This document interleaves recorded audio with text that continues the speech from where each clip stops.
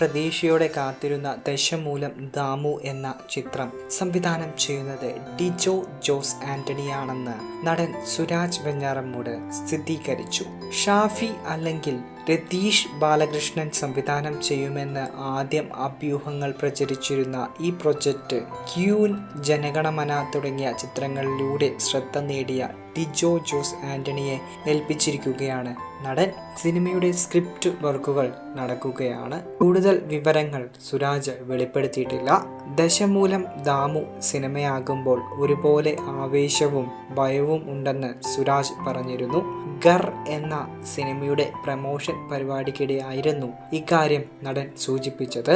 ആ കഥാപാത്രത്തെ അവതരിപ്പിക്കുക എന്നത് വളരെ ബുദ്ധിമുട്ടുള്ള കാര്യമാണ്. സംവിധായകനും എഴുത്തുകാരനും ഈ വെല്ലുവിളി ധൈര്യമായി ഏറ്റെടുക്കുകയാണെങ്കിൽ ഞാനും ഈ പ്രൊജക്ടിന് ഓക്കെ പറഞ്ഞ് വെല്ലുവിളി ഏറ്റെടുക്കും, സുരാജ് പറഞ്ഞു. മമ്മൂട്ടിയുടെ ചട്ടമ്പിനാട് എന്ന ചിത്രത്തിലെ കഥാപാത്രമാണ് ദശമൂലം ദാമു.